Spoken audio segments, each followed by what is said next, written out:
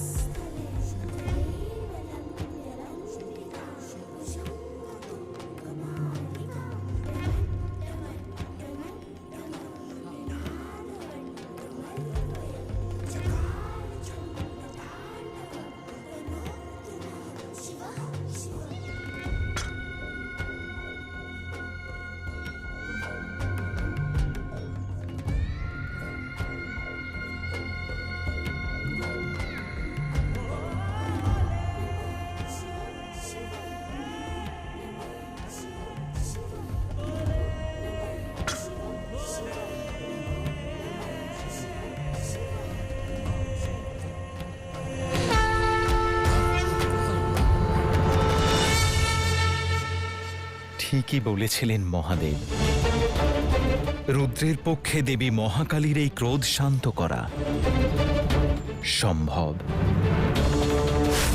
যখন মমতা জাগ্রত হবে তখন ক্রোধও নিজে থেকেই শান্ত হয়ে যাবে। দেবী আদিশক্তির অন্তরের মমতাকে জাগ্রত করা সম্ভব।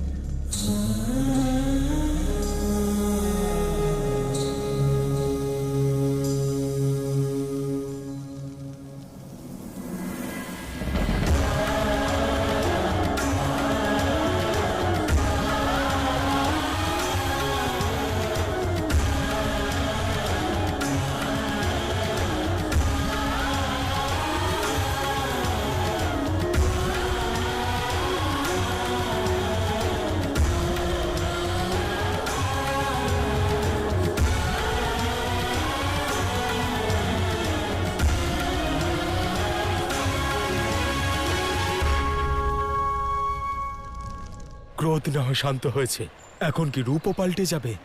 বটুক ভৈরব কি মহাকালীকে পুনরায় দেবী পার্বতী বানাতে পারবে? মহাকালীর যে মুখমণ্ডলে সর্বদা ক্রোধের ভাব থাকে আজ সেই মুখে হাসি কেবল মহাদেবই নিয়ে আসতে পারেন।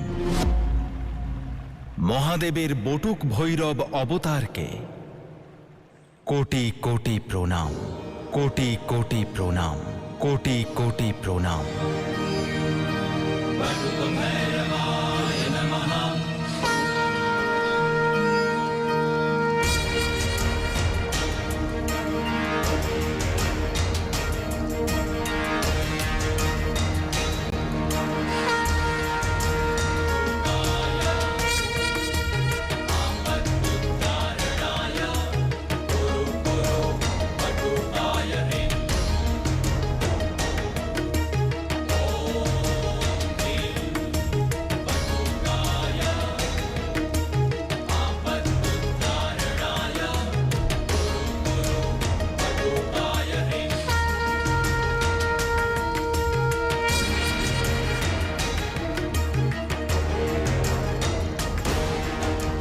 কেন মহাদেব, কেন করছেন আপনি এরকম? কেন পথভ্রষ্ট করতে চাইছেন আমায়?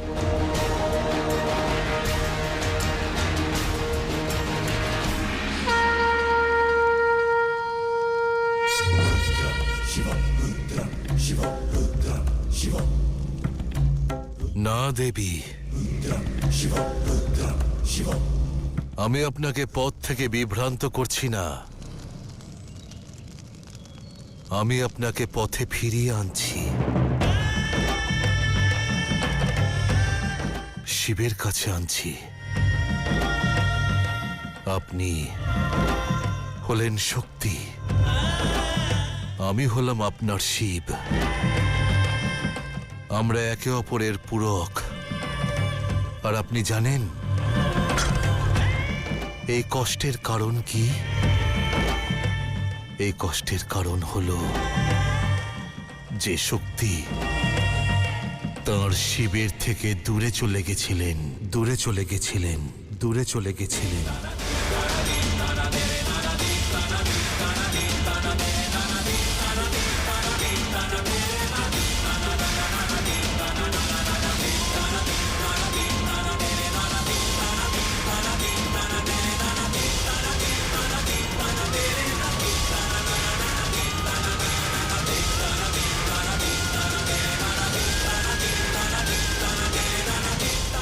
শক্তি হয়েও নিজের পথভ্রষ্ট হলাম।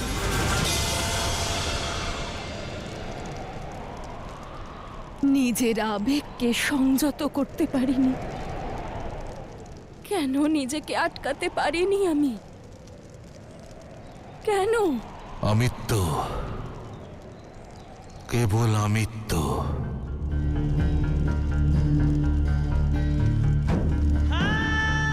যখন আপনার হৃদয়ে অন্যের প্রতি সুখ ভাব থাকে,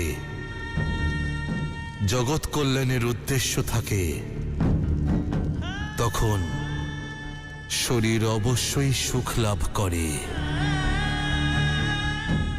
কিন্তু আপনার ভাব যখন আমিত্বে আটকে যায়, তখন কেবল অশান্তির জন্ম হয়। এই আমিত্ব দুঃখ আর অহংকারেরও জনক। এই আমিত্ব সেই বীজ যার থেকে ক্রোধ, ঈর্ষা আর ঘৃণার জন্ম হয়। এই আমিত্ব হলো সেই মায়াজাল যার জন্য আপনি আপনজনদের থেকে, এই সম্পূর্ণ সংসার থেকে দূরে চলে যান।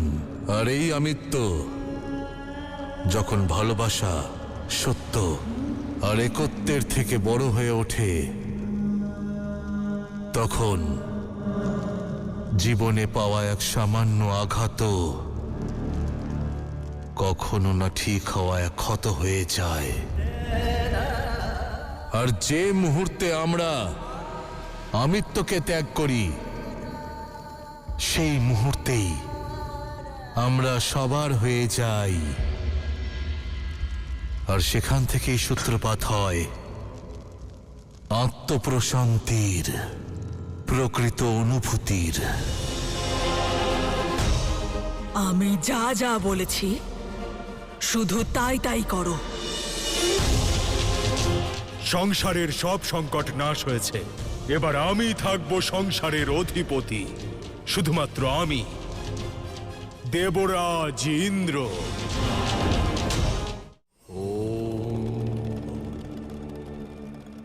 পুস্তকের জ্ঞান কেবল অধ্যয়ন দ্বারাই সম্ভব।